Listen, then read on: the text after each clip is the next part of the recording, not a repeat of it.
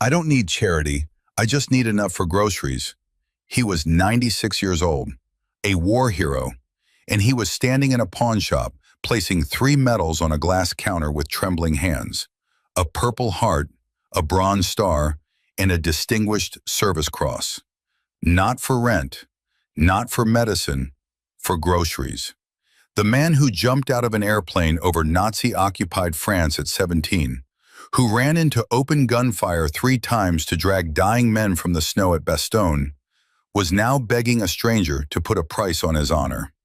Then one girl made one post, and 195 Hells Angels answered. If that doesn't break something inside you, nothing will. Subscribe to this channel, hit that notification bell, and follow this story all the way to the end, because what happens next will restore every bit of faith you've lost in humanity. And drop a comment telling me what city you're watching from. I want to see how far this story travels. Sarah Mallory had worked the counter at Denton's Pawn and Trade for going on 6 years, and in that time she had seen just about everything a person could bring through that door. Guitars with broken necks, wedding rings still warm from someone's finger, old televisions, coin collections, power tools, and once, memorably, a taxidermied bear that the owner swore had belonged to a minor league baseball team's mascot. She had learned early on that the best thing she could do in this job was keep her face neutral. You didn't react, you assessed. You made an offer, you moved on.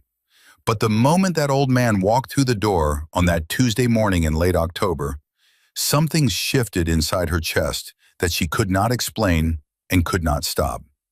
He didn't rush. He didn't look around nervously the way some people did when they came in for the first time, embarrassed by what they were about to do. He walked slowly, deliberately, the way a man walks when he has already made peace with a decision that cost him everything. He was wearing a button-down shirt, pale blue, pressed carefully despite the fraying at the collar. His trousers were clean. His shoes were polished. That detail hit Sarah harder than anything else. He had polished his shoes to come sell his medals. He had dressed up for his own humiliation. He reached the counter and set down a small velvet box, the kind you'd see at a jeweler's, dark navy, worn soft at the corners from years of handling. He didn't open it immediately. He just rested both hands flat on the glass and looked at her. And his eyes were the palest blue she had ever seen, the kind of blue that made her think of winter sky over still water. Clear, quiet, exhausted. "Morning," he said. His voice was steady. That surprised her. "Good morning," she replied. "What can I help you with today?" He opened the box. She had seen medals before. Veterans came in more often than people realized, especially older ones, especially after a spouse passed or the bills started piling up. She had a practiced response ready, a gentle way of explaining market value versus sentimental value, a careful script for navigating the transaction without making anyone feel worse than they already did. But she forgot every word of it the moment she saw what was in that box. The Purple Heart sat in the center, its ribbons still vivid after all these decades. Beside it, the Bronze Star, the small V device for valor still attached, still gleaming. And on the right, the Distinguished Service Cross, second only to the Medal of Honor, its eagle wings spread wide, polished to a mirror shine. She had been working at Denton's for 6 years, and she had never once seen a Distinguished Service Cross. Her throat closed. "These are yours?" she asked, even though she already knew the answer. The question came out before she could stop it. "Yes, ma'am," he said. He folded his hands together on the counter. His knuckles were large and knotted, the hands of a man who had worked with them his entire life. "I was hoping you could tell me what you'd give for them." Sarah opened her mouth, closed it, opened it again. "Sir, may I ask? Can I ask your name?" "John," he said. "John Winters." "Mr. Winters," she steadied herself. These are significant pieces. The Distinguished Service Cross especially. Can I ask what branch you served in?" Something shifted in his expression. just for a moment, like a door opening into a room full of light and then closing just as quickly. Army, he said, 101st Airborne, Second World War. She stared at him. She did the math without meaning to. If he was in the 101st Airborne in World War II, then he had to be in his 90s. She looked at him again, really looked. The posture still straight despite the trembling, the pressed collar, the polished shoes. How old are you, Mr. Winters, if you don't mind my asking? 96, he said, and then quietly, almost to himself, 96 years old and I can't afford a week's worth of food. There's something funny about that, I suppose. I'm just not laughing. Sarah felt the floor shift under her feet. She had handled difficult transactions before. She had looked into the faces of people at the end of their rope, and she had maintained her composure because that was what the job required. But something about the simplicity of what he had just said, not rent, not an emergency medical bill, not some catastrophic loss. Groceries. The man was selling his Distinguished Service Cross for groceries. Mr. Winters, she said carefully, I'm going to need to consult with our specialist on pieces like these. It's standard procedure for items of this caliber. Would you be willing to wait just a few minutes? He nodded. He looked tired. He looked like a man who had been waiting for a long time already and had learned that waiting was simply what life was now. She stepped into the back room, and the moment the door closed behind her, her hands started shaking so badly she had to press them flat against the wall. She was not going to do this. She was not going to stand behind that counter and put a dollar figure on what that man had done for his country. She was not going to hand him $50 or $100 or whatever the cold calculus of metal and age and market demand produced, and send him home with a bag of groceries and nothing left to show for the fact that he had jumped out of an airplane over Nazi-occupied Europe when he was 17 years old. She pulled out her phone. Her fingers were still shaking when she opened the Millfield Community Facebook page. She had been a member for years, used it mostly to check about road closures and lost dogs. She started typing without overthinking it because she knew if she thought too hard, she'd talk herself out of it. I need help from this community right now. I work at a pawn shop and I have a 96-year-old World War II veteran sitting at my counter who came in to sell his war medals, including a Distinguished Service Cross, to pay for groceries. I am not making this up. His name is John Winters. He served in the 101st Airborne. This man gave everything for this country, and right now, he cannot afford to eat. If anyone can help, if anyone knows him, please respond immediately. I don't know what else to do. She hit post. She stood there in the back room for 30 seconds, listening to the silence on the other side of the door, imagining John Winters sitting at the counter with his velvet box, waiting patiently, his shoes polished, his hands folded. Then her phone buzzed. She looked down. A like, then a share, then a comment. Sharing this everywhere. This is heartbreaking. Then another buzz, and another, until the vibrations were coming so fast they blurred together, and the screen was filling faster than she could read it. She took a breath and went back out front. John was sitting on the stool she kept behind the counter for elderly customers. She'd moved it out for him without thinking, the way you do things automatically when your body knows something your brain is still catching up to. He had the velvet box closed again. He was looking at his hands. Mr. Winters, she said, keeping her voice level, our specialist is actually going to take a little longer than I expected. Can I get you some water? Coffee? He looked up. Coffee would be nice, he said. Haven't had a cup yet today. That landed on her like a weight. He hadn't had coffee because he was rationing it. She was certain of it without him saying so. She poured him a cup from the pot in the back, brought it out with 2 sugar packets because she didn't know how he took it, and watched his face change when he wrapped both hands around the mug. Such a small thing, such an enormous thing. 101st Airborne, she said, because she needed to keep him talking, needed to keep him there. Were you in Normandy? He looked at her over the rim of the mug. D-Day, he said. June 6th, 1944. I was 17. He paused. Lied about my age to enlist. My mother cried for a week. Told her I'd be back before she knew it. He smiled, and the smile was soft and complicated. I was gone for 3 years. Were you scared? The question came out before she could stop it, and she felt immediately foolish for asking.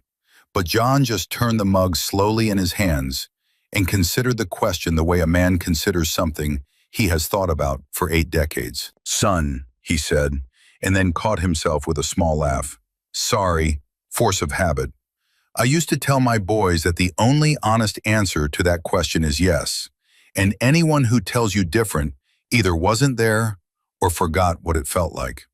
He looked up at her. But here's the thing about being scared, young lady. Being scared and doing it anyway. That's the whole thing. That's all there is. Everybody's scared.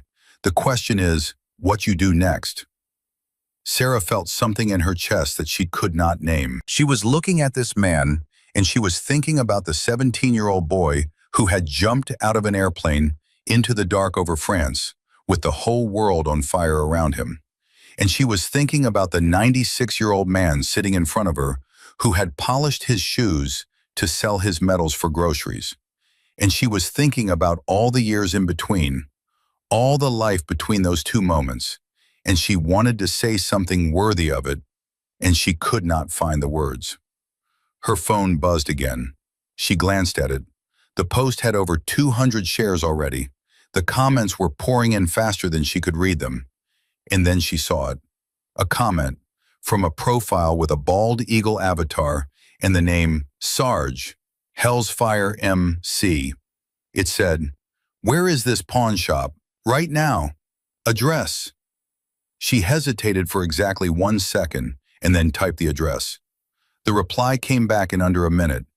Don't let him leave. Sarah looked up at John Winters, who was finishing his coffee with the quiet dignity of a man who had learned to be grateful for small things. Mr. Winters, she said, and her voice only wavered slightly. I think our specialist might be available after all. I'd really like you to stay a little longer if you're able.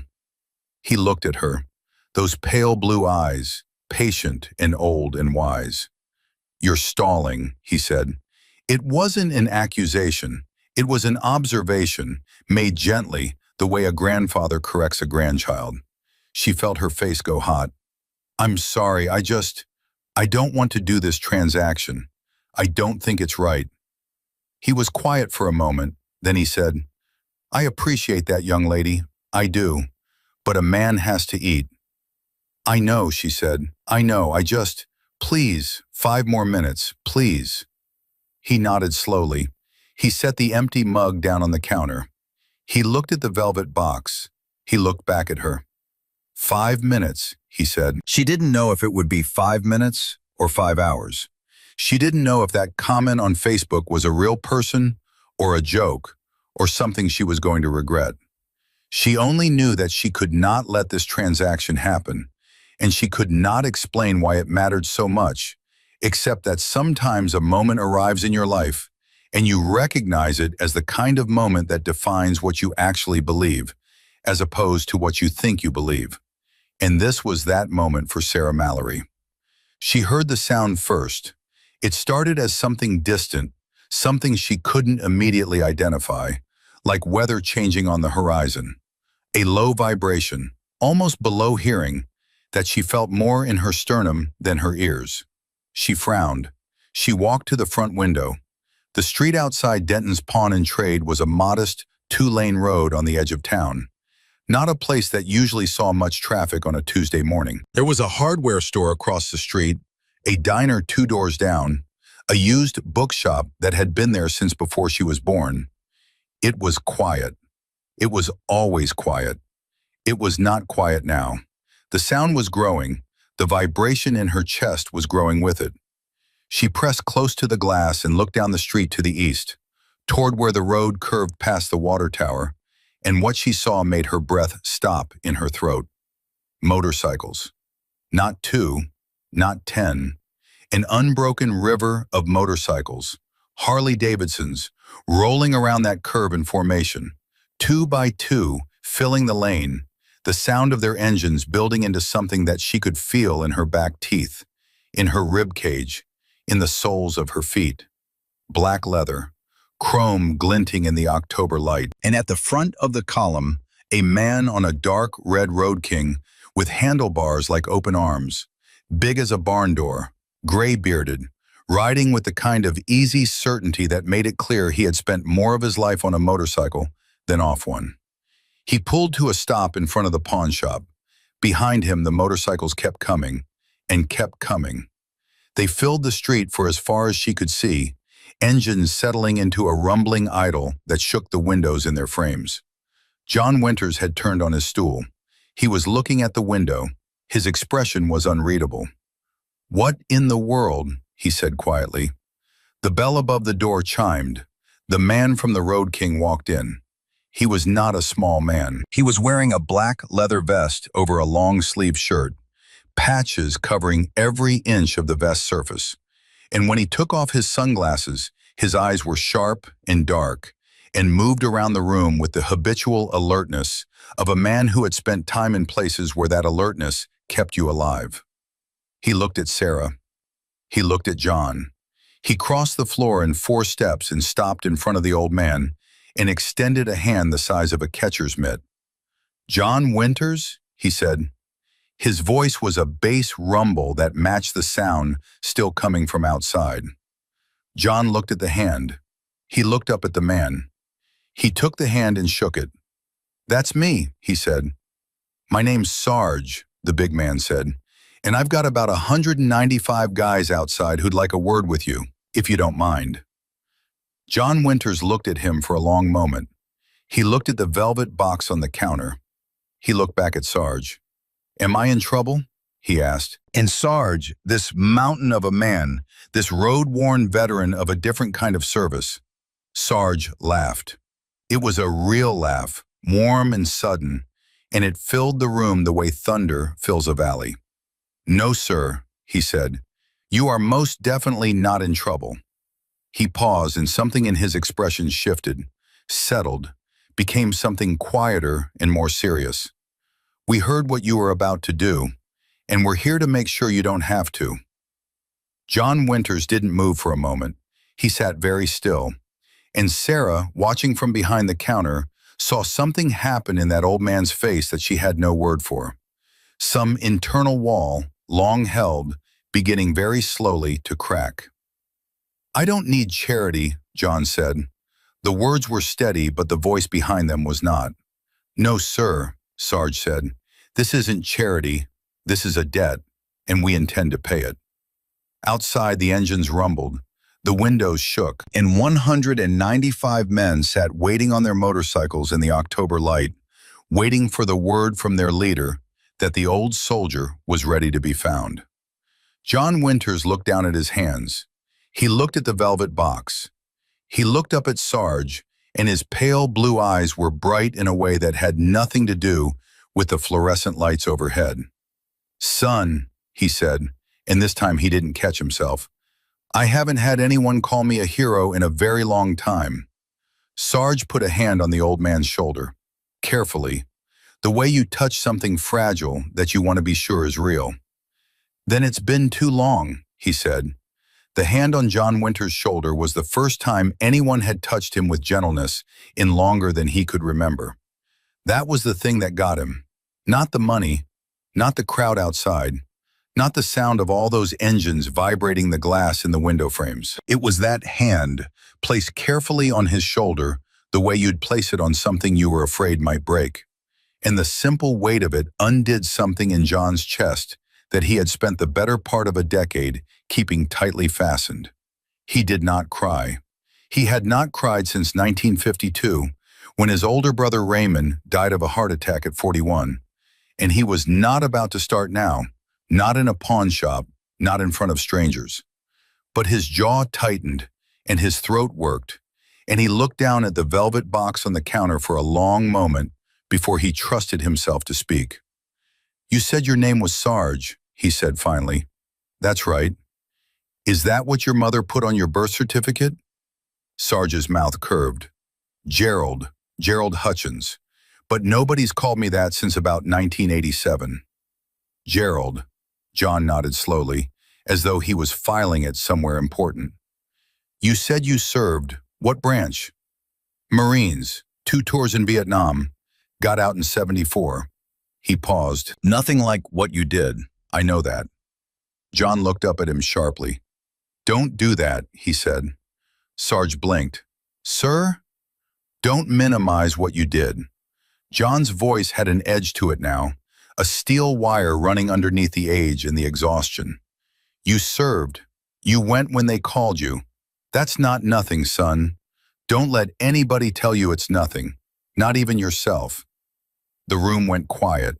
Sarah, behind the counter, had stopped pretending to look at paperwork. She was watching the two of them the way you watch something that you know you're going to try to describe later and already suspect you won't find the right words for. Sarge stood very still. Something moved across his face, quick like a shadow crossing water, and when it passed he looked different, younger somehow, and at the same time older. "Yes, sir," he said. That was all. 2 words, but he said them the way a man says something he's needed to hear for a long time. Then Sarge straightened up and reached into the inside pocket of his vest. He pulled out a roll of cash that made Sarah's eyes go wide. It was not a small roll. It was the kind of roll that had a rubber band around it because nothing else was going to keep it together. Thick and heavy, and he set it on the glass counter next to the velvet box with a sound like a decision being made. "This is from me," Sarge said, "personally, before we get to the rest." John stared at the money. He didn't reach for it. "How much is that?" "Enough for a few months of groceries, and then some." "I can't take that." "Mr. Winters, I said I can't take that." John's voice was firm. He turned on the stool to face Sarge directly, and whatever frailty had been in his posture when he walked through the door was gone. He was sitting like a soldier. "I've been taking care of myself since I was 16 years old. I didn't come in here looking for a handout. I came in here to make a transaction." "I know you did," Sarge said. He didn't back down. He matched the old man's directness without flinching. "And I'm telling you that transaction isn't happening. Not today. Not ever if I have anything to say about it." "You don't have anything to say about it. You don't know me." "I know what's in that box," Sarge said. "I know what a Distinguished Service Cross means, and I know what a man has to do to earn one. And I'm telling you that no piece of paper with a number on it comes anywhere close to what those medals are worth. So I'm asking you, man to man, don't do this. Let us help." John was silent. Outside, the engines idled. The sound was a living thing, filling the street, filling the shop, filling the space between the two men like a third presence in the room. "Why?" John said at last. The word came out stripped of everything except the real question underneath it. Not, "Why are you here?" Not, "Why do you care?" Just, "Why?" The whole why, the deep one. Sarge didn't answer immediately. He pulled a stool up and sat down across from John, which surprised Sarah because she didn't even know there was a second stool. He leaned his forearms on his knees and looked at the old man with those dark, sharp eyes. And when he spoke, his voice was quieter than it had been. "My grandfather," he said, "Army, fought in the Pacific, Guadalcanal, Peleliu, Okinawa, 3 of the worst islands in the whole war. Came home and never talked about any of it." He stopped. "He died when I was 12, alone in a VA hospital in Cincinnati. I wasn't there. Nobody was there." He paused again. "I've thought about that my whole life. Whether somebody could have done something, whether somebody should have." John watched him. "So yeah," Sarge said, "I don't know you, but I know what you are. And I know what it means that you're sitting in this pawn shop right now. And I made a promise to myself a long time ago that if I ever had the chance to do something about it." He stopped. He shrugged, the kind of shrug that carries a lot of weight. Here I am. John Winters looked at this man for a long time. He looked at the roll of money on the counter. He looked at the velvet box. He picked up the velvet box and held it in both hands and looked at it the way a person looks at something they've been carrying so long they've stopped feeling the weight until the moment they consider putting it down. You know what I thought about, he said quietly, the whole walk over here this morning? Sarge waited. I thought about Tommy Briggs, John said. Kid from Indiana, 18 years old. He was in my stick when we jumped on D-Day, landed in a tree and couldn't get down, and I was the one who cut him loose. He turned the box over in his hands. Tommy Briggs made it all the way to the end of the war, went home to Indiana and opened a hardware store and had 4 kids and died at 79, peacefully in his sleep. His voice dropped. I always figured that meant something, that I cut him down from that tree, that maybe that was the reason I made it back myself, some kind of balance. He set the box down. And now I'm sitting here and I can't balance my own checkbook. Nobody said anything for a moment. Then Sarah, who had been silent for so long she'd almost forgotten her own voice, said, Mr. Winters, would you let me keep the box behind the counter? Just for today, just so it's not going anywhere. John looked at her. Then he nodded. He pushed the velvet box across the glass, and Sarah took it and held it with both hands like it was something holy, because to her it was. Sarge stood up. He picked the roll of money up off the counter and held it out again, and this time John did not refuse it. He just looked at it for a moment and then reached out and took it. He didn't count it. He didn't look at it. He held it in one hand like he wasn't quite sure what it was yet. Now, Sarge said, and his voice had shifted into something that was very much a leader's voice, easy and certain, and leaving no room for argument. I'd like you to come outside and meet some people, if you're up for it. John Winters stood up from the stool. He pulled his jacket straight. He squared his shoulders. It was such a practiced gesture, so automatic, so deeply embedded in his body after 70+ years that Sarah was sure he didn't even know he was doing it. The way a soldier comes to attention. It happened in less than a second, and when it was done, he was standing differently than he had been sitting. He was standing like a man who had once been very dangerous. I suppose I am, he said. Sarge opened the door. The sound hit them both like a wave. 195 motorcycles, idling, and when the door swung open and Sarge stepped out with the old man behind him, they didn't cheer. They didn't yell. Every single one of them went quiet. The engines kept running, but the riders went still, and the stillness was more powerful than any cheer could have been. John stopped just outside the door. He stood on that sidewalk and he looked out at this sea of leather and chrome and big weathered faces, and for a moment he was absolutely motionless. Then the man nearest to him on the right, young, maybe 30, a sergeant's patch on his vest, the kind of kid John had once been leading through French fields, took off his helmet, just took it off and held it at his side and looked at John Winters the way you look at something that humbles you. The man next to him did the same, and then the next, and the next. One by one down the line, helmets coming off in silence, until every man on that street was bareheaded in the October cold, standing with his helmet at his side. John Winters made a sound that was not quite a laugh and not quite a sob. It came from somewhere deep, somewhere he hadn't opened in years. Lord Almighty, he said, barely above a whisper. Sarge put a hand on his back. Come on, he said quietly.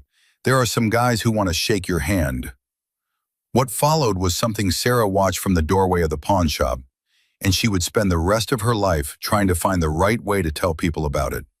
She would say that she watched a 96-year-old man walk down a line of motorcycles shaking hands, and that every man he shook hands with looked like they were the ones receiving something, not giving it. She would say that some of them, the older ones especially, the ones who had served themselves, held onto his hand a few seconds longer than they needed to, and that John didn't rush any of them.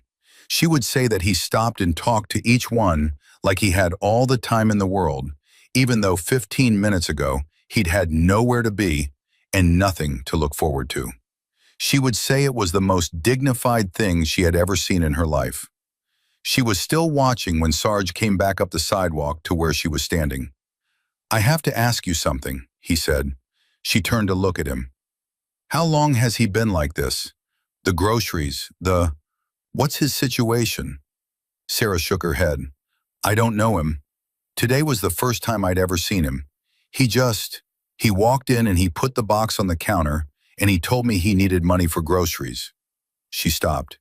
He was so calm about it. That's what killed me. He wasn't panicking. He wasn't embarrassed. He was just matter of fact. Like it was just the next thing that had to be done. Sarge looked out at John, who was deep in conversation with a gray-haired biker who had a tattoo on his neck and tears on his face. "Does he have family?" "I don't know. I didn't ask." Sarge pulled out his phone and typed something. He showed her the screen. It was a name, John Winters, Millfield, and a search result that went to a brief mention in a local newspaper from 2 years ago. A Veterans Day ceremony. A photo of John standing at a podium in the high school gymnasium, speaking to a room of students. The caption identified him as one of the last surviving members of the 101st Airborne Division's 506th Parachute Infantry Regiment. The Easy Company. Sarah read that and felt the air go out of her lungs. "Easy Company," she said. "Band of brothers," Sarge said. "The real ones. The ones the book was written about. The ones they made the whole TV series about." He put the phone back in his pocket. "And he's been living here this whole time. Alone? That's what I'm going to find out." He looked at her. "You did a good thing posting that. I want you to know that. I just didn't know what else to do." "That's usually how the right thing gets done," he said.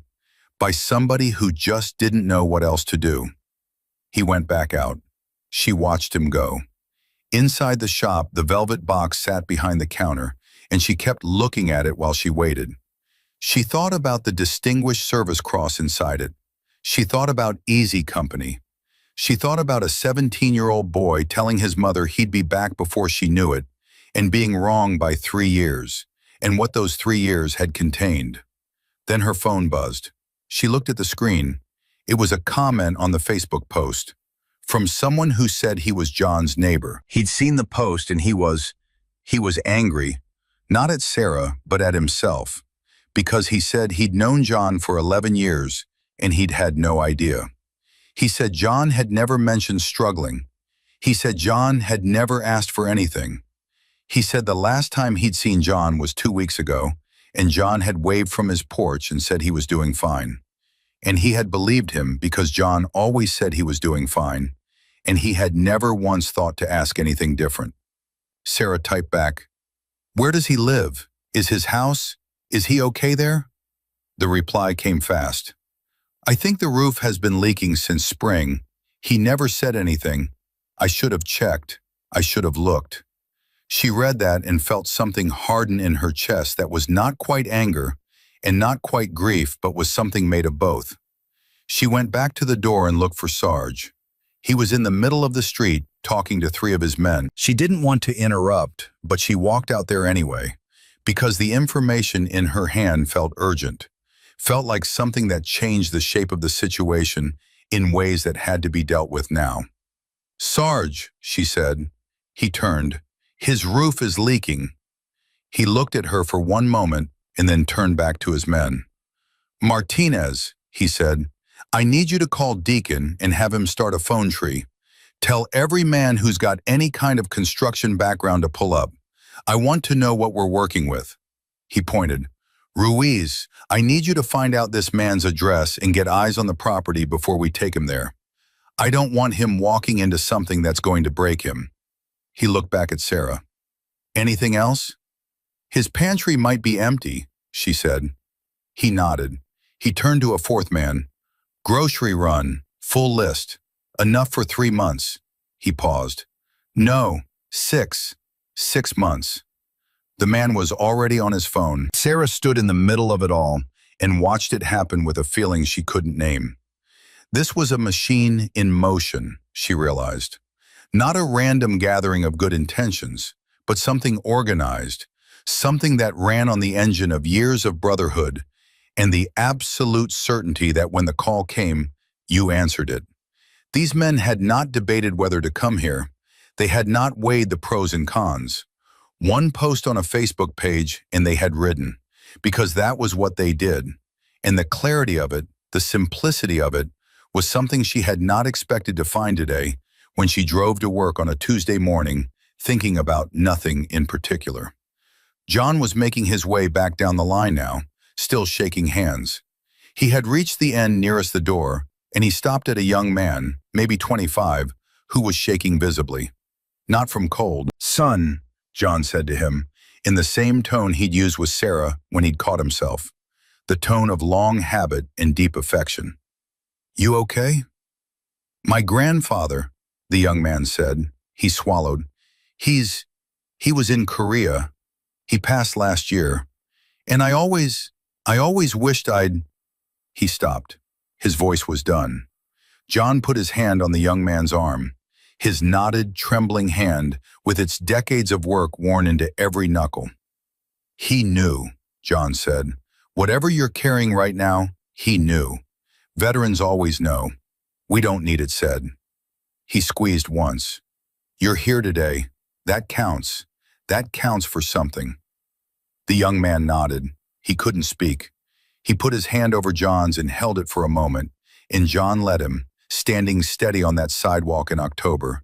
This old soldier who had come in to sell his honor and was now holding someone else's grief like it was the easiest thing in the world. Sarah watched that and understood something she had not understood before. Something about what service actually means.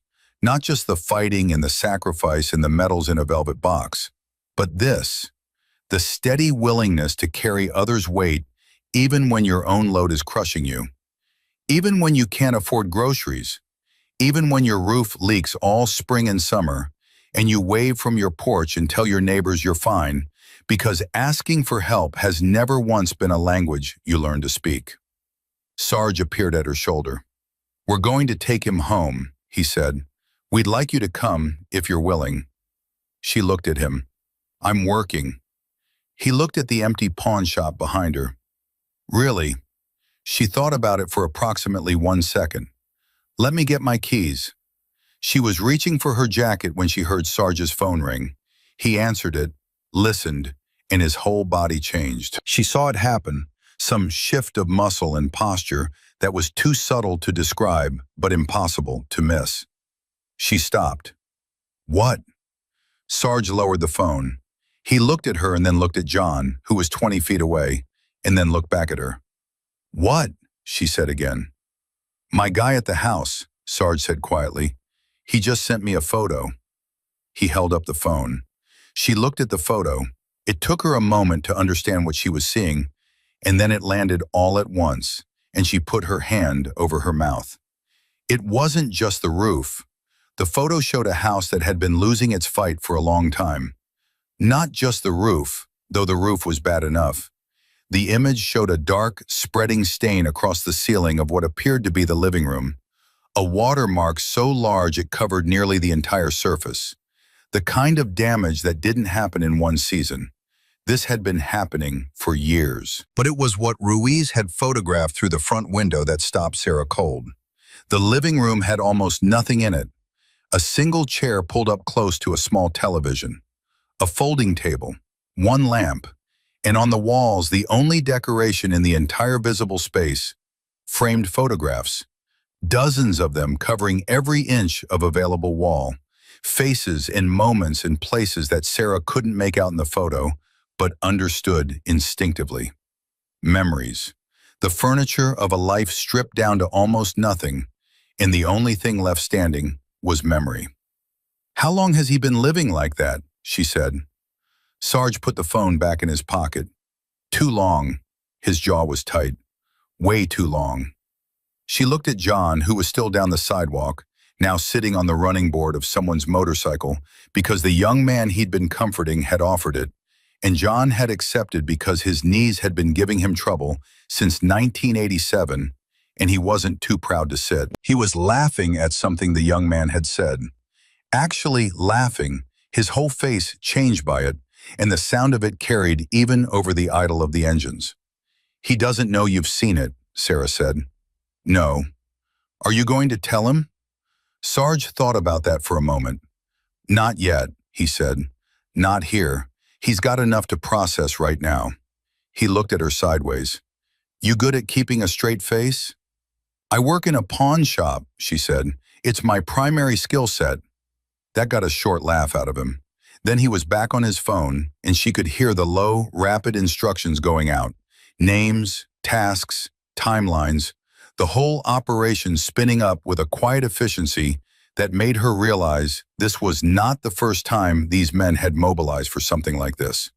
Maybe not for a veteran specifically, but for someone who needed more help than they were asking for. She got the sense, watching Sarge work, that this was simply who they were, and that the surprise was not that they had come, but that the world was still surprised when they did. She went back inside to get her jacket and her keys and to lock up the shop, and she stood for a moment at the counter with her hand resting next to the velvet box. She thought about picking it up and taking it with her, and decided against it. It felt wrong to move it without asking John. It was his. Everything in it was his. She would tell him where it was, and he could decide. She was turning to go when the door opened and a woman came in. Mid-40s, dark hair pulled back, wearing a Millfield Gazette lanyard around her neck, and carrying a phone already oriented horizontally for video. "Hi," she said quickly. "I saw the post on the community page. I'm Diane Cho. I write for the Gazette. Is it true there's a World War II veteran here who—" "He's outside," Sarah said. She said it flatly, not unkindly, and then added, "But I'd ask you to be careful about how you approach him. He didn't come here for attention. He came here because he was hungry. So if you put a camera in his face before you've said hello, I'll ask you to leave. That's not a threat, it's just—" She stopped. "He deserves better than that." Diane lowered the phone slightly. She looked at Sarah with an expression that recalibrated. "Okay," she said. "Fair enough." She paused. "Can I ask, how did this start? Were you the one who posted?" "Yes." "Why?" Sarah picked up her keys. "Because I didn't know what else to do," she said, and she was aware, even as she said it, that she was repeating Sarge's words back into the world, and that they felt no less true the second time. She went outside. What happened next moved fast, the way things move fast when a plan that's been running in the background suddenly surfaces and becomes visible all at once. Sarge gathered 6 of his men, not the whole group, just 6, chosen by some calculus of capability and personality that Sarah didn't see but could feel, and explained to John that they'd like to escort him home. He said it simply. He didn't mention the photo. He said the guys wanted to see where he lived and make sure everything was all right. And John looked at him with those pale blue eyes and said, "It's a bit of a mess, I'm afraid." "We've seen messes," Sarge said. "I haven't had a woman in that house in 12 years, John said. He glanced at Sarah. "No offense." "None taken," she said. "My wife, Eleanor." He said the name carefully, the way you say a name you say rarely because saying it costs something. "She passed in 2012. 12 years. He shook his head slowly. "You'd think you'd get used to the math of it. You don't."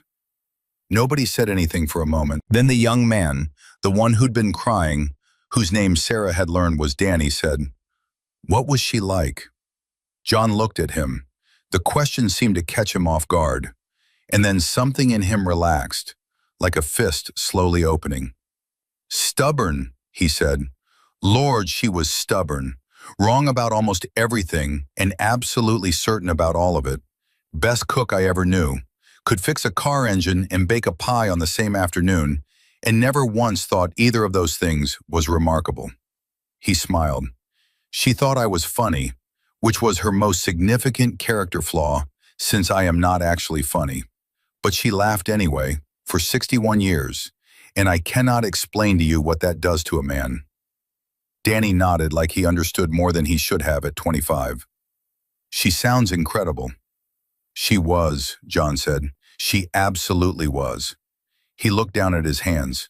She would have had something to say about all of this. She always had something to say. The quiet after she left. He stopped himself.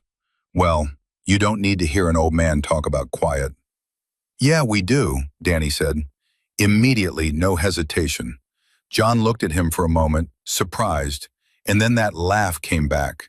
That real, full, unexpected laugh, and he clapped Danny once on the shoulder with his knotted hand. You're all right, kid, he said. You're all right. They got him into the passenger seat of Sarge's truck. The Road King was not a practical vehicle for a 96-year-old, a fact Sarge acknowledged without making a thing of it. And Sarah took her own car, following the small convoy out of the parking lot and onto the road. And she watched in her rearview mirror as the remaining 189 motorcycles fell into formation behind them. And the sight of it, this river of black leather and chrome following one old man home, made her grip the steering wheel hard just to have something solid to hold. The drive was 12 minutes. She knew because she counted. They turned onto his street and she heard, even from inside her car, the change in Sarge's voice through Danny's phone. Danny had called her so she could hear the conversation in the truck. Sarge had seen the house now, in person, for the first time, and he was working very hard to keep his voice neutral. Nice neighborhood, he said. Used to be nicer, John said. I used to keep the yard up. Knees don't cooperate the way they did. Sure, Sarge said. Sure, I get that. And then John said quietly, I know it looks bad. The silence that followed lasted maybe 3 seconds and felt much longer. It looks like a house that needs some attention, Sarge said. Nothing that can't be fixed. The roof's been leaking since April, John said. He said it the same way he'd said everything else. Matter of fact, no drama, just the plain statement of a plain fact. I've got buckets in the bedroom. I move them around depending on where the water comes in. He paused. I called a roofer last spring. He said $4,000. I said thank you and showed him out. Sarah, listening through the phone, closed her eyes for a second. Buckets. This man who had jumped out of airplanes over France and earned the second highest military honor in the country had been sleeping with buckets around his bed because the roof leaked and he couldn't afford to fix it. She heard Sarge exhale, slow and controlled. We're going to take a look at that, he said. You don't have to. We're going to take a look at that, Sarge said again, same tone, no argument in it. John was quiet for a moment. Gerald, he said. Sir, you're a stubborn man. Guilty, Sarge said. Eleanor would have liked you, John said, and Sarge said very quietly, that's the best thing anybody's said to me in a long time. They pulled up. Sarah parked behind the truck and got out and looked at the house. And she had been prepared from the photo for what she was going to see, and she still wasn't fully prepared. It was a small house, a single-story bungalow, and it had once been well kept. She could see the evidence of that in the bones of the place, the pride of it, the careful choices someone had made decades ago about shutters and flower boxes and a flagpole mounted beside the front door that still held a flag, faded but present. Eleanor had probably planted those flower boxes. Eleanor had probably chosen the color of the shutters. And John had maintained all of it for as long as he could, and then age and money and the indifferent arithmetic of a fixed income had caught up, and the house showed every year of that catching up. But the flag was still there. That was the thing Sarah kept coming back to. The flag was still there, faded and present, flying over everything. John got out of the truck and stood looking at his own house for a moment, and she could see the slight tension in his shoulders, the way a person braces themselves for the judgment of others. It's seen better days, he said. So have I, Sarge said, falling into step beside him. They went inside. Sarah followed, and behind her she heard trucks pulling up and doors opening and the sound of men moving with purpose. But she kept her attention on John, who was walking through his own front door with the careful attention of someone noticing their home through other people's eyes for the first time. The photographs were everywhere. She had been right about that. Every wall was covered with them, and up close she could see what they contained. A young man in a uniform who she almost didn't recognize as John until she looked at the eyes, those same pale blue eyes, and then she saw him clearly. A woman laughing at something off camera, dark-haired and beautiful, who had to be Eleanor. Children, then grandchildren, then great-grandchildren maybe. Places she didn't recognize but that had the look of places that mattered.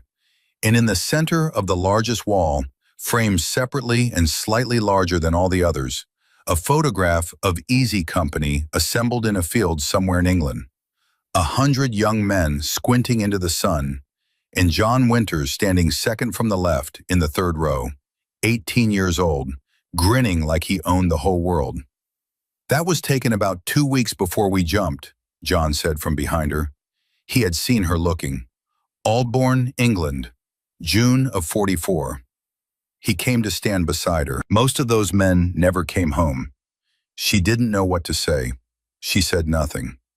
"I think about them," he said, "every day. Some people think that gets easier. It doesn't. You just get better at carrying it." He looked at the photo for another moment and then turned away, which was a small gesture that said a great deal about how he lived. That was when Sarge came in from outside and crossed the room and took John gently by the arm. "Sir, I need to show you something." John looked at him. "Is it bad?" "It's fixable," Sarge said. "That's what I need you to hear first. It's fixable. But I want you to see it so there are no surprises." He took him through to the bedroom, and Sarah didn't follow, because that felt private. But she heard it, heard the moment John saw the full extent of the damage. 3 of the 4 ceiling corners showing water stains, a section of plaster that had given way entirely, and on the floor, 4 plastic buckets exactly where he'd said they'd be. John didn't say anything for a long moment. Then he said, "I kept telling myself I'd call someone." "I know," Sarge said. "Pride's a funny thing," John said. "You spend your whole life building it, and then one day you realize it's the thing that's been keeping you from asking for help." A pause. "Eleanor used to say I had too much of it. She was right. She was almost always right, which I found extremely inconvenient." Sarge laughed, soft and real. "Yes, sir." "All right," John said. The words came out with the decisiveness of a man who has made a calculation and landed on an answer. "All right, what do we do?" And that was the moment, that quiet, firm, all right, that Sarah, standing in the hallway listening, would remember for the rest of her life. Not the medals, not the money, not the motorcycles or the hands taken off helmets, or any of the grand gestures.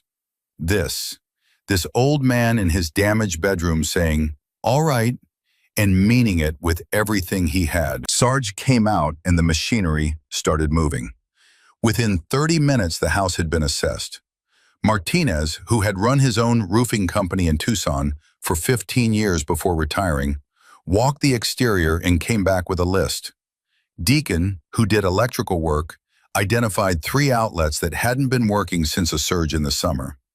A man named Polk, who was so large he had to turn sideways to get through the bathroom door, announced that the water heater was being held together by what he described as hope and rust and needed to be replaced immediately. The grocery team called in from 3 blocks away to say they had 4 bags in the truck already and were going back for more. And Diane Cho from the Gazette was sitting on the front porch asking John questions in a voice so quiet and respectful that Sarah reconsidered her entirely. John sat in his single chair and received all of this.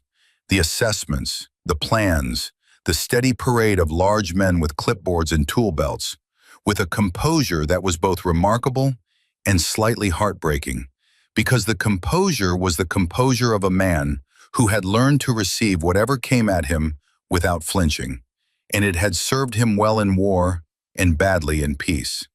At one point, he looked up and found Sarah standing near the doorway, and he said, "You did this." "I just posted something," she said.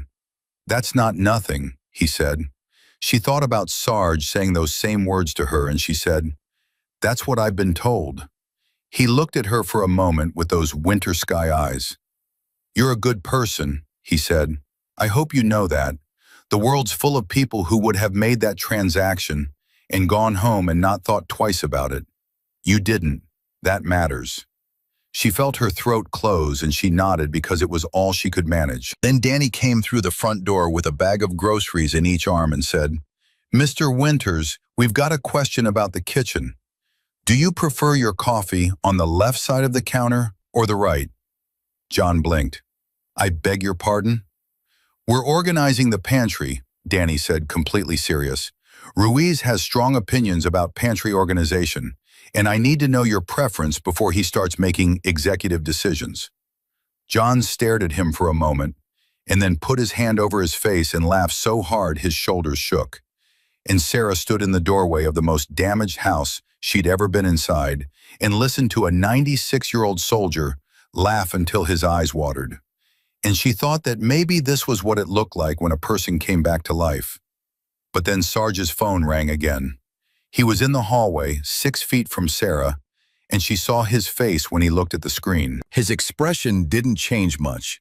He was not a man whose expression changed easily. But something behind his eyes did.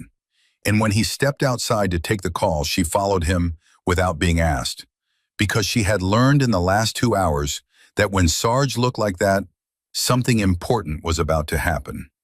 He listened for 45 seconds. He said, "When?" and "How many?" and "Yeah."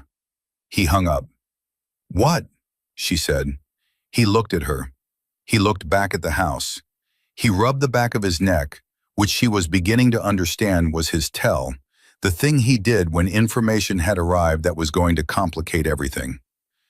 "That was a buddy of mine at the VA," he said. "I called him after we left the pawn shop, had him pull John's file." He stopped. "And?"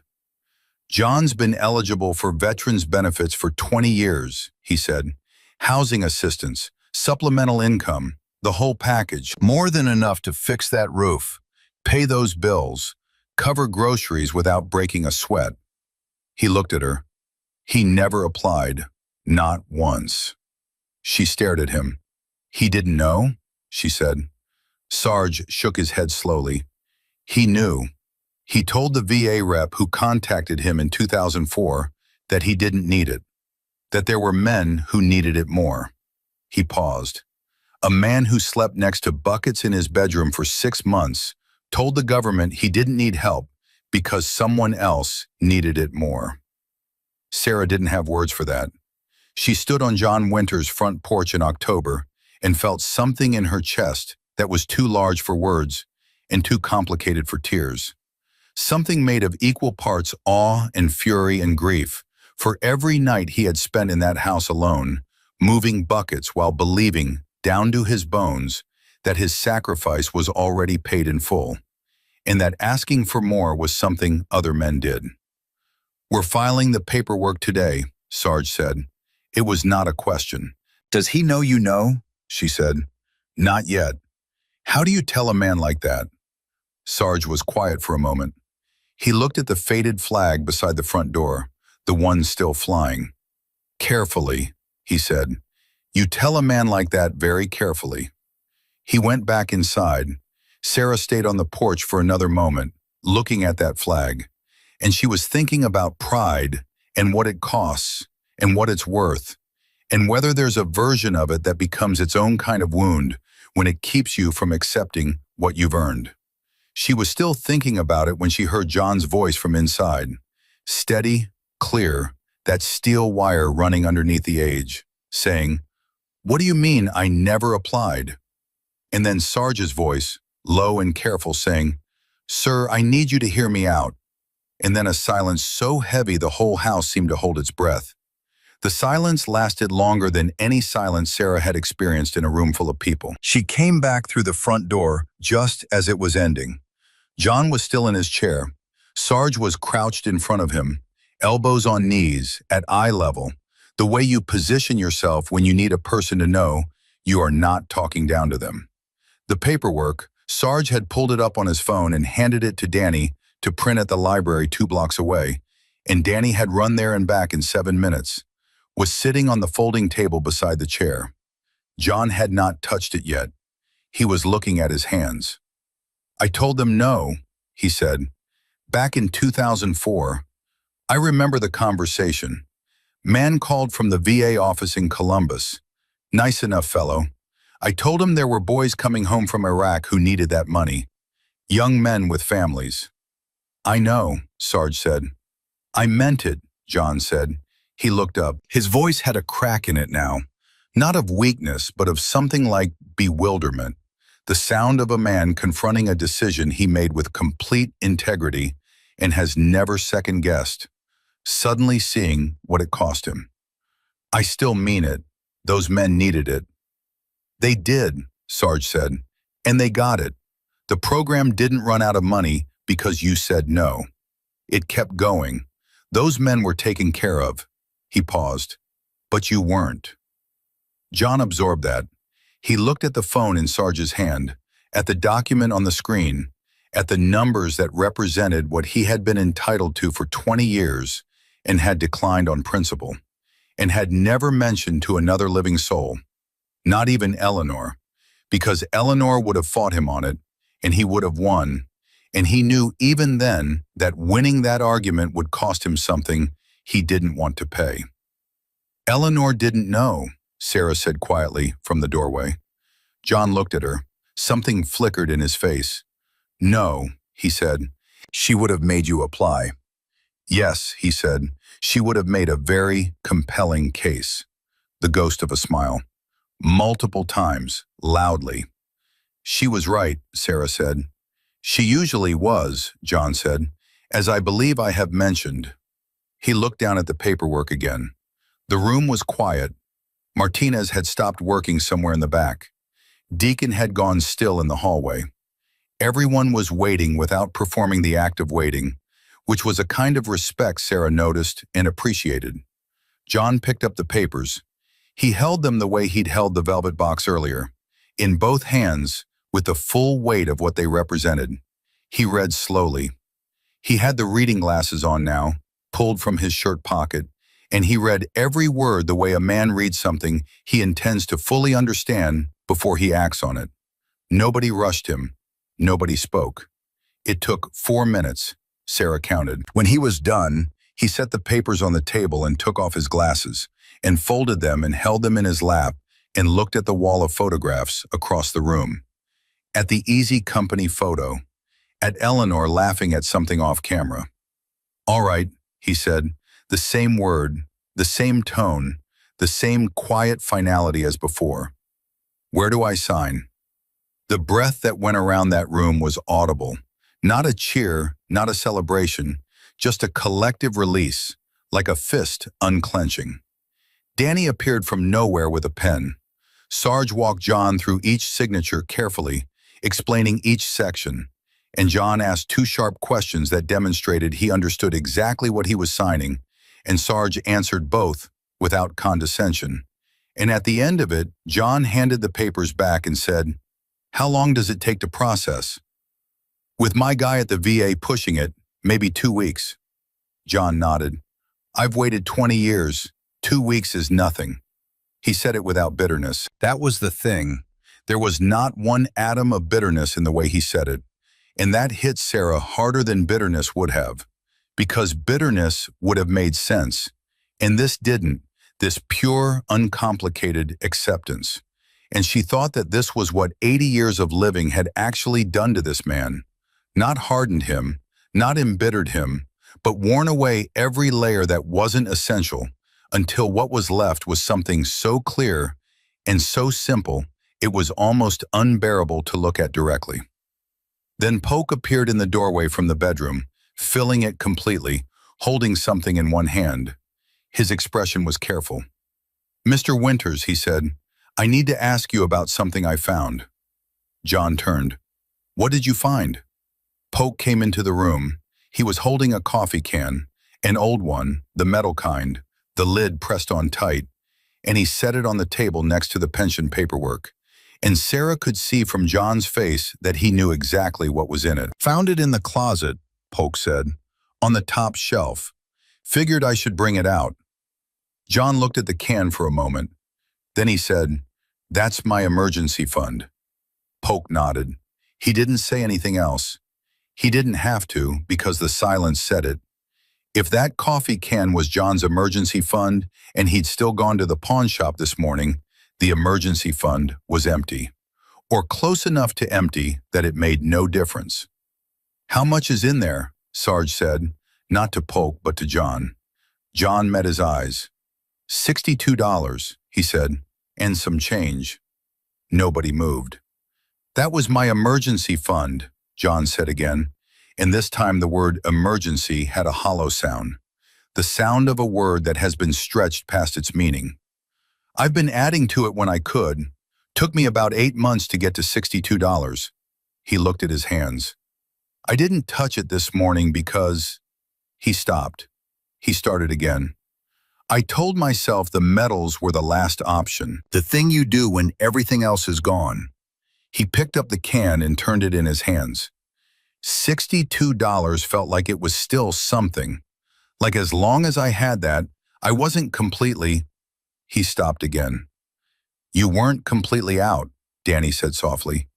"Yes," John said. "That's it exactly. You're not completely out as long as you've got something." He set the can down. He looked up at Sarge. "Pretty foolish thinking for a man my age." "No, sir," Sarge said, and his voice was rougher than it had been a moment ago. "That's not foolish. That's survival. That's exactly what survival looks like." John looked at him for a moment, and something passed between them.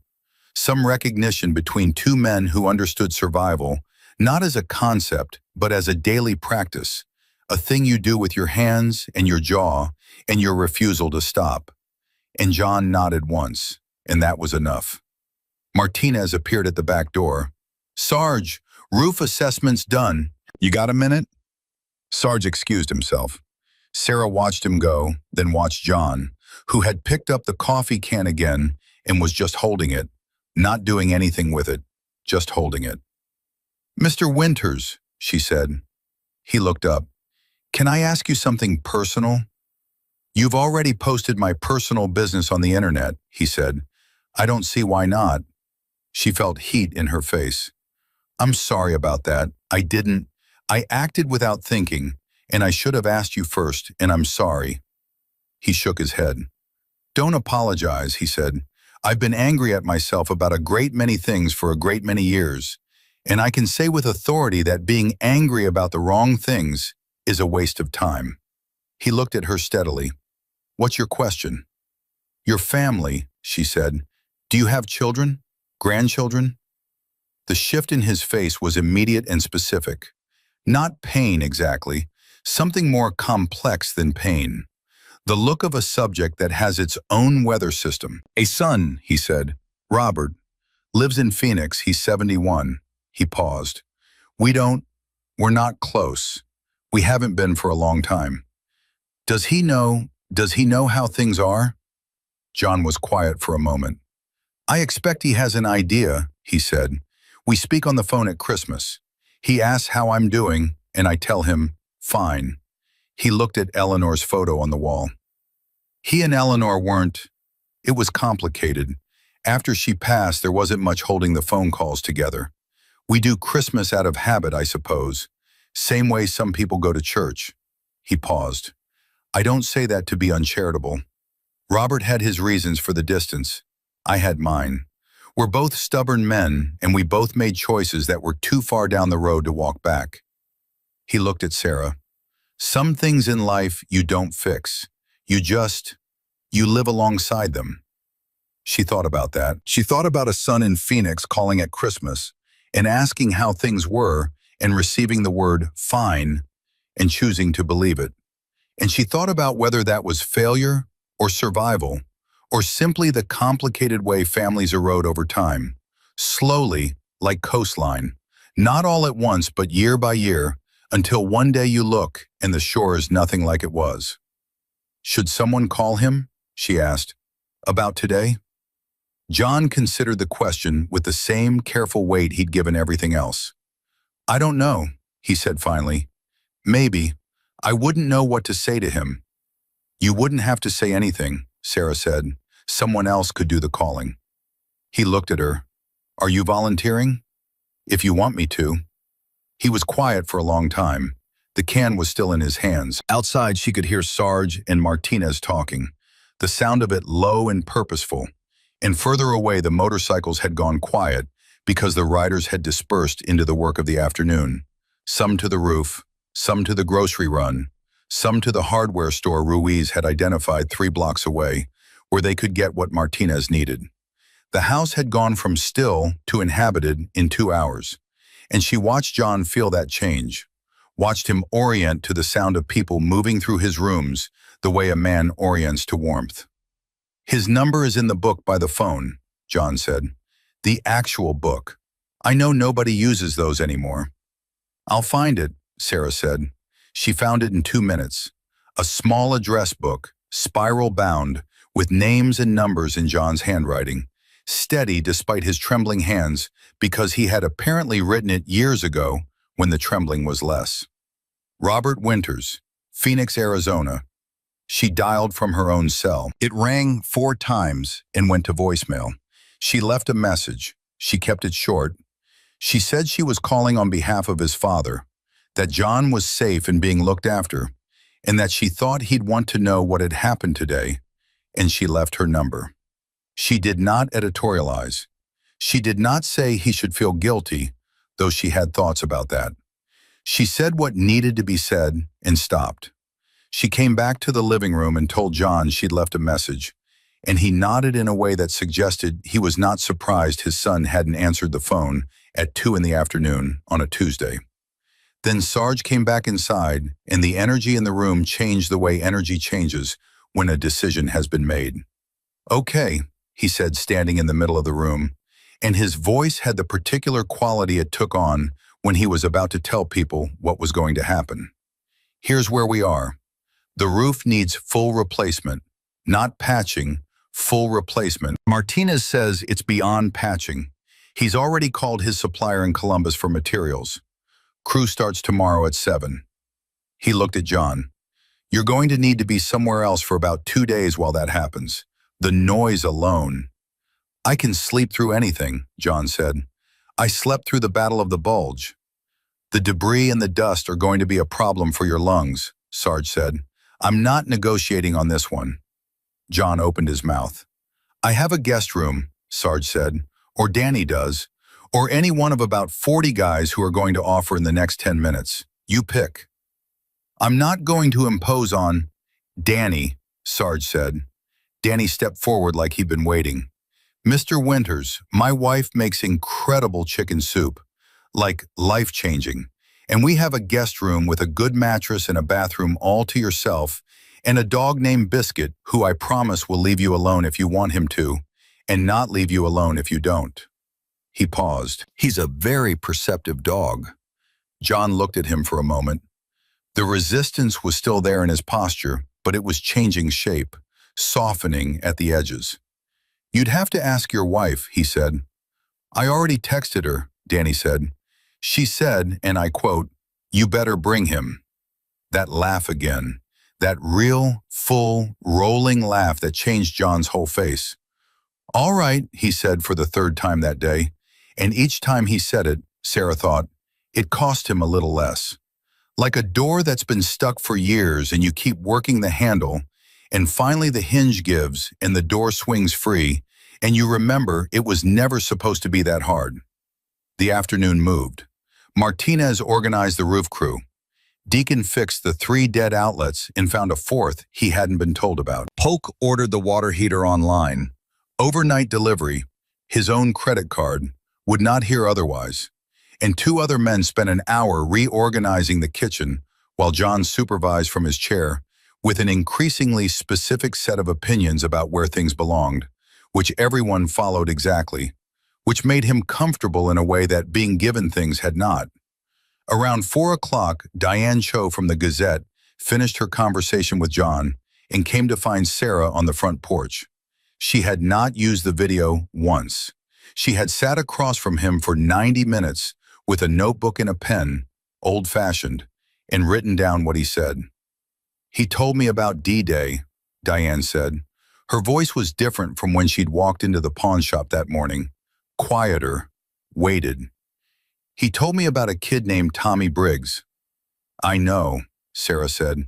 He told me too. He told me about a night in December of '44 in Bastogne when his unit was surrounded and it was 20 below and they had no winter gear and no food and 3 rounds of ammunition per man. And he said the only thing that kept them together was that they decided collectively, without anybody announcing it, that they were not going to quit. She stopped. She looked at her notebook. He said the decision wasn't dramatic. He said it was just a fact, like deciding the sky is up. We're not quitting, period. She paused. And then I looked at this house and I thought about him moving buckets in the bedroom. And I thought, he never stopped making that decision. Not once, for 80 years. Sarah didn't say anything. I'm going to write the best piece I've ever written, Diane said. I want you to know that. This man deserves the best thing I'm capable of. He deserves better than fine, Sarah said. Diane looked at her. What? He tells everyone he's fine, Sarah said. He's been saying it so long I think he forgot to notice when it stopped being true. He deserves better than fine. Diane looked at the house, at the faded flag. Yeah, she said, he really does. At 5 o'clock, Sarah's phone rang. Unknown number with a Phoenix area code. She answered it. This is Robert Winters, the voice said. It was a man's voice, older, with John's steadiness in it but tighter, compressed, like a version of the same material under more pressure. I got your message. Is my father all right? He's fine, Sarah said, and then caught herself using the word and felt a flash of dark irony. He's safe. He's at his house with, there are people here looking after him. What people? Who are you? My name is Sarah Mallory. I work at a pawn shop. Your father came in this morning to sell his war medals to pay for groceries. The silence on the other end of the line was a different kind of silence from all the silences she'd sat in today. This one had texture. This one had something moving inside it. I didn't know, Robert said finally. I know, Sarah said. She kept her voice neutral, the same voice she used behind the counter, the voice that assessed without judging. He's been telling everyone he was fine. He tells me he's fine every Christmas, Robert said, and his voice cracked on the word Christmas in a way he clearly had not intended. He recovered fast. I should have pushed harder. I should have come. Mr. Winters, Sarah said carefully, there's going to be time for that. Right now your father is safe, and there are good people here working on his house. And he's been laughing more in the last 4 hours than I imagine he's laughed in a while. But I think he'd probably want to hear your voice, if you're willing. Another silence, shorter this time.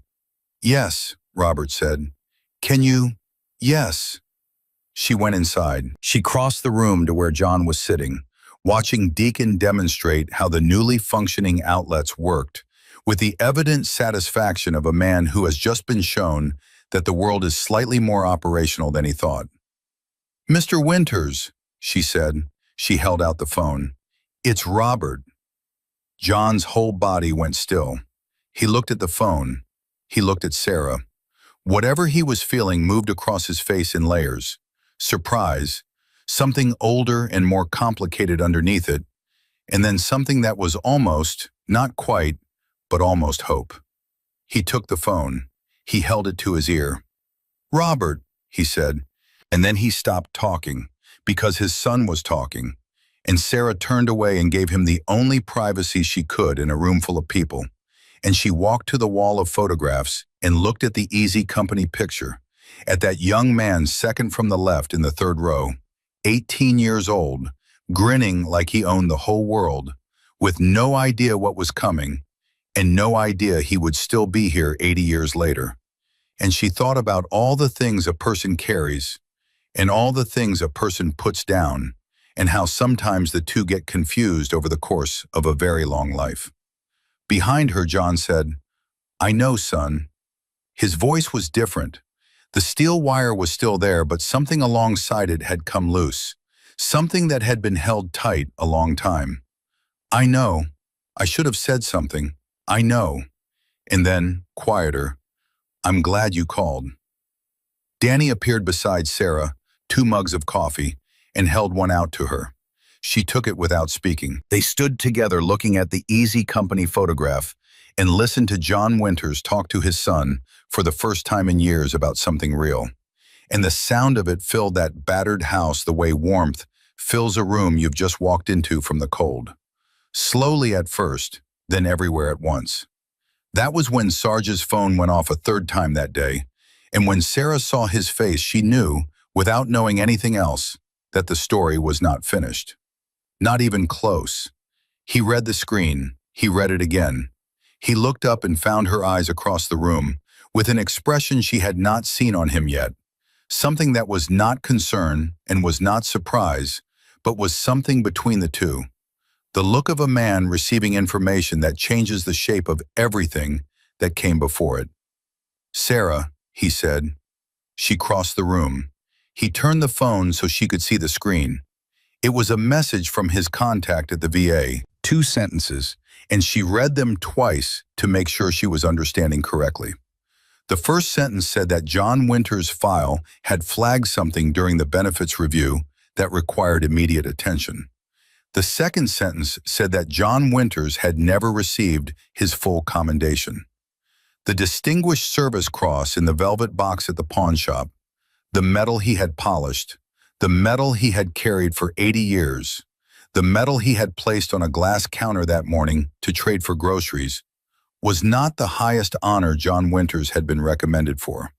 Someone, somewhere, in the chaos of 1945, had filed a nomination for the Medal of Honor, and it had never been processed. Sarah read the message a third time because her brain kept refusing to fully accept what her eyes were seeing. A Medal of Honor nomination, filed in 1945, never processed. For 80 years, the highest military honor in the United States had been sitting in a pile of paperwork somewhere, attached to the name of a man who had spent this morning trying to trade his second highest honor for a week's worth of food. She looked up at Sarge. "How is that possible?" "It happens," he said, and his voice was controlled in the way voices get when the person using them is working hard at control.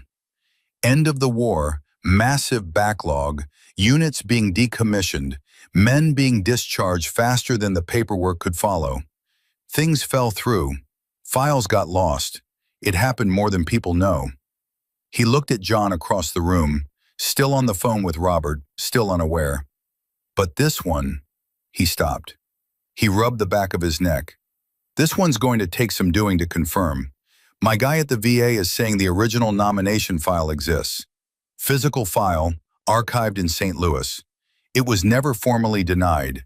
It was never formally approved. It just stopped." "Can it be restarted?" Sarah said. "After 80 years, can you actually?" "I don't know," Sarge said. "I'm going to find out in the next 20 minutes. He stepped outside. Sarah stood still in the middle of the room and looked at John, who was saying something quiet into the phone. And she thought about what it would mean, not the ceremony, not the medal itself, but what it would mean to this man to know that someone had tried.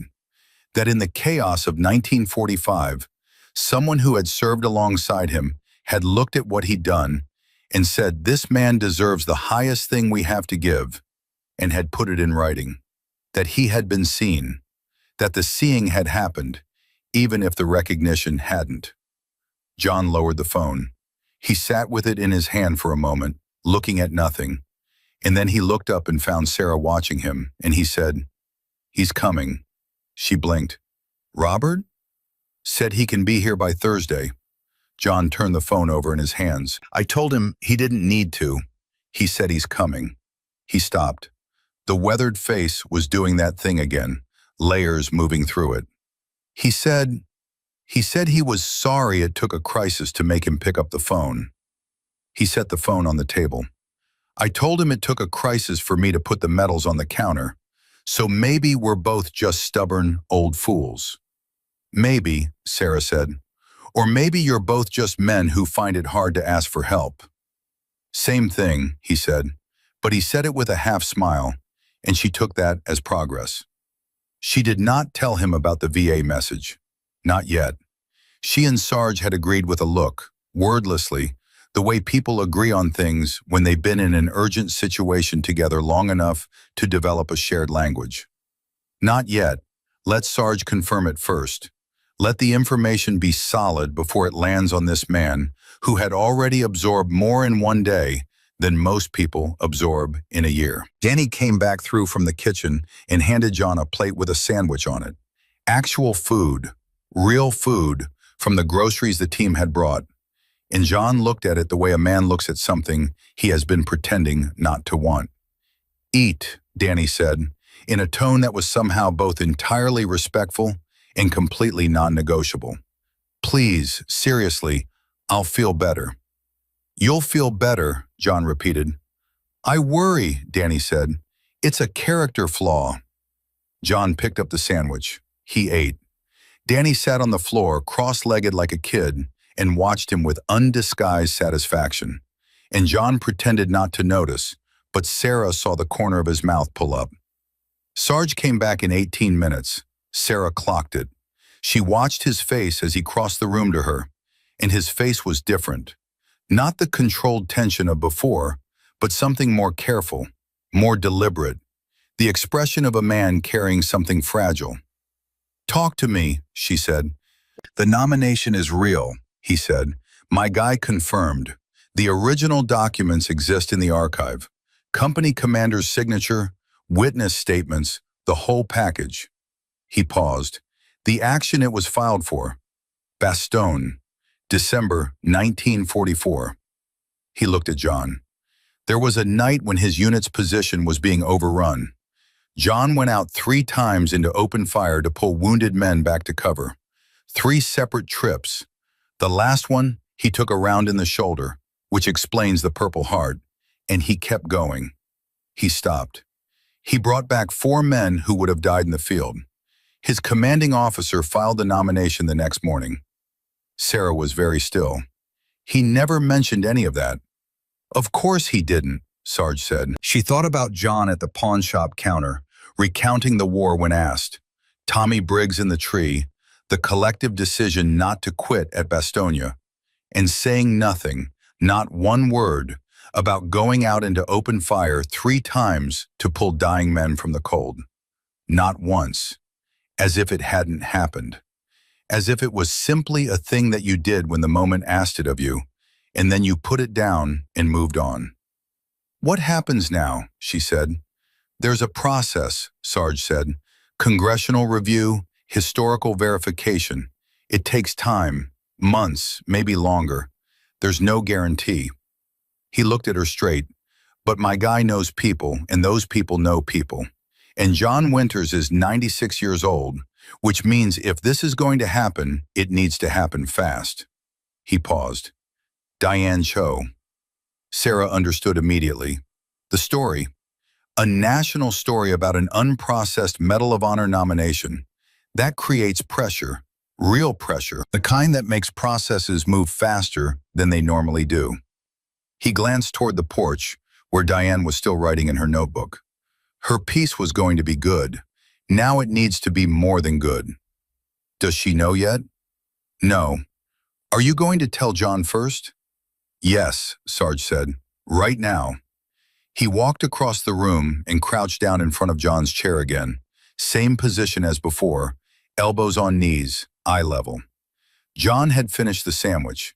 He looked at Sarge the way you look at someone when you can tell by the way they're moving that they're carrying news. What did you find out? John said. Sarge didn't ease into it. He had read this man correctly all day, and he read him correctly now. John Winters did not want to be managed. He wanted to be told. Your commanding officer filed a Medal of Honor nomination for you in December of 1944, Sarge said. For Bastogne. It's in the archive in St. Louis. It was never processed. We're going to try to change that." The room was absolutely silent. John sat with that information the way he'd sat with everything else today, fully, without flinching, without performing a reaction. He breathed. He looked at his hands. He looked at the Easy Company photograph on the wall. "Captain Spears," he said quietly. Sarge nodded. "The signature on the nomination." "He never told me," John said. "Ronald Spears never said a word to me about it." His voice was very quiet. He was that kind of man. He would do a thing because it was right and not tell you he'd done it. He stopped. "He's been gone 30 years. "Yes, sir." 4 men, John said. He was not talking to Sarge anymore. He was talking to the photograph, to the young men in it, to the ones who hadn't come home. "I brought 4 men back, Tommy Brewer, Carl Higgins, Pat O'Brien, and a kid whose name I never even learned properly. Everybody called him Dutch." He stopped. "Dutch lost his right arm, but he went home. He went home." Nobody in the room moved. Then John looked back at Sarge, and his pale blue eyes were very bright, and he said, "I don't need a medal for that. I need to know Dutch went home, and I know that. So." "I understand," Sarge said, "but Captain Spears thought you deserved one, and I think Captain Spears was right. And what we're going to do is make sure his paperwork gets the answer it deserved 80 years ago." He paused. "Not for the medal, for the record. So the record says clearly what you did, so it doesn't get buried in a filing cabinet anymore." John was quiet for a long time. Then, "You're a very stubborn man, Gerald." "Yes, sir," Sarge said. "It's been previously established." And then John said something that no one in the room expected. He said it quietly, almost to himself, but the room was so still that everyone heard it. He said, "Eleanor would have cried." That was all. But the way he said it, with that precise combination of certainty and love and grief, with the knowledge of exactly how she would have cried, and exactly what her face would have looked like, and exactly what she would have said afterward when she'd composed herself. That small sentence contains 61 years of marriage and 12 years of absence, and it hit the room like something physical. Danny turned away. Not to hide it, just because he needed a moment, and he was decent enough to take it somewhere else. Sarge straightened up. He cleared his throat once. "I'm going to go talk to Diane," he said. "We're going to get this in front of the right people." He looked at John. "You have any objection to that?" John considered. "I'd like to read the article before it runs," he said. "Done," Sarge said.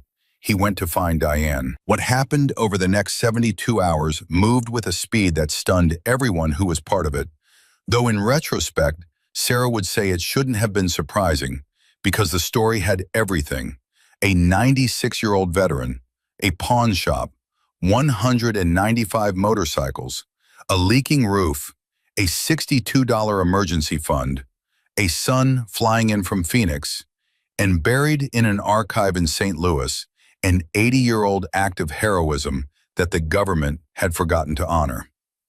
Diane Cho filed her piece with the Gazette at midnight. By 6 the next morning, it had been picked up by the Associated Press.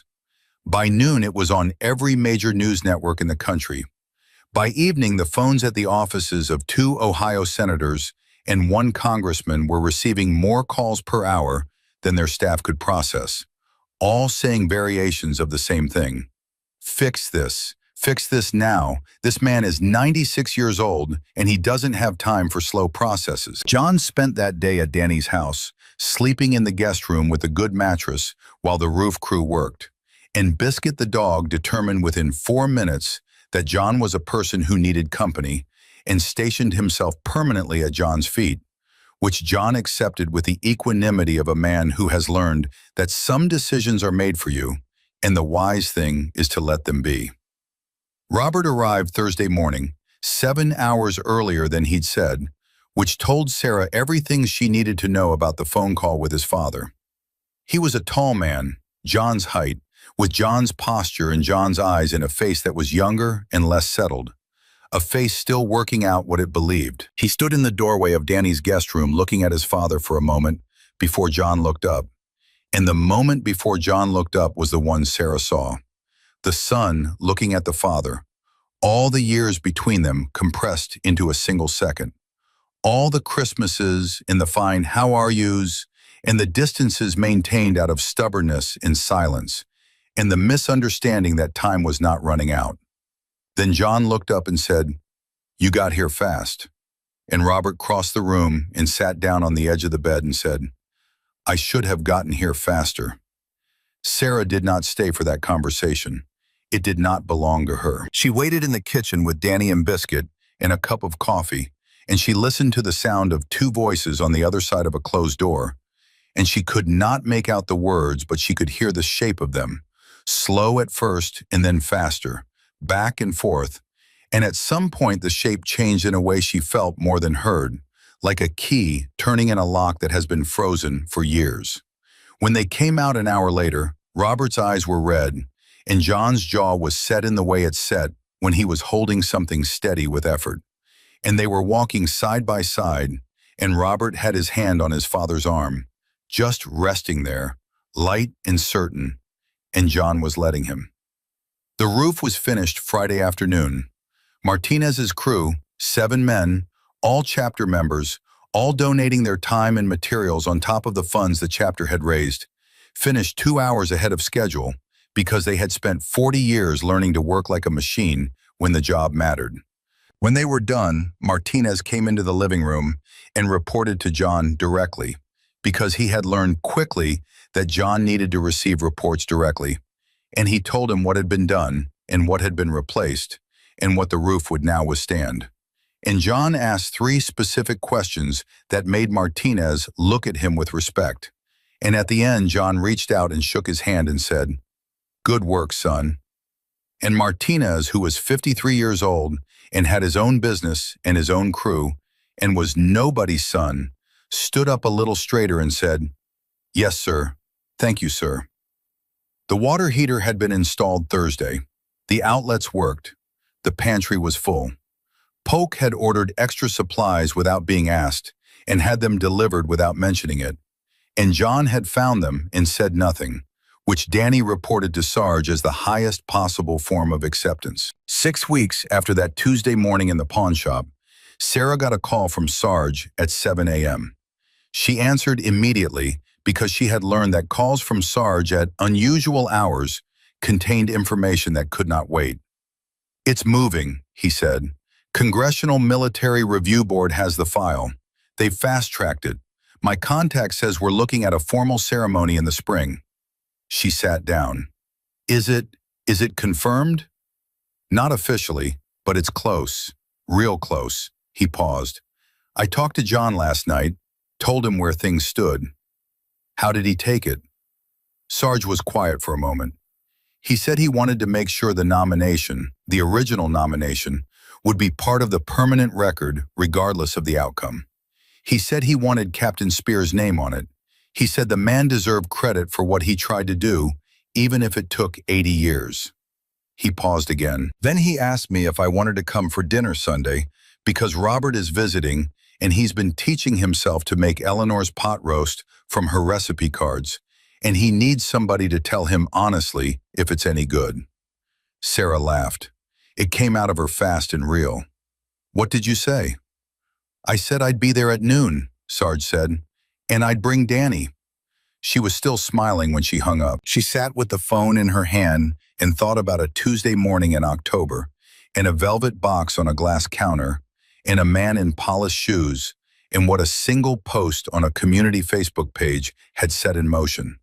And she thought about the ways the world tells you that one person cannot change anything, and how the world is wrong about that, specifically and provably wrong, and how the proof was a repaired roof, and a full pantry, and a son who had come 7 hours early, and a dog named Biscuit, and a Medal of Honor nomination moving through a Congressional Review Board for the first time in 80 years. On the last Sunday of March, in a ceremony held in the gymnasium of the same high school where John had spoken on Veterans Day 2 years before. John Winters received the Medal of Honor from the hands of a United States Senator in front of 400 people, with Robert sitting in the front row and Sarge and the full chapter standing in formation along the back wall in their leather vests with their helmets in their hands, and Danny in the second row trying very hard not to cry and failing entirely. When the medal was placed around his neck, John stood straight. He stood the way he had stood behind the counter of Denton's Pawn and Trade in his polished shoes, like a soldier, like a man who had learned that the right response to the weight of something is to stand up straighter, not to bend. They gave him the microphone. He looked out at the room. He looked at Robert. He looked at Sarge. He looked at Sarah, who was standing near the door because she had arrived late from her shift and there were no seats left. And when he found her face, his expression did the thing it did. Opened briefly, showed something true, closed back into composure. He turned to the microphone and he said, "I want to say something about the 4 men I went out to bring back." The room went quiet. "Tommy Brewer," he said, "Carl Higgins, Pat O'Brien, and a kid we called Dutch, whose real name I looked up last week. William Vandermeer of Grand Rapids, Michigan." He paused. "Dutch went home. I checked. He went home to Grand Rapids and he married a woman named Helen, and they had 3 daughters, and he died in 1998 at the age of 74. He looked down at the medal for a moment. "This belongs to those 4 men.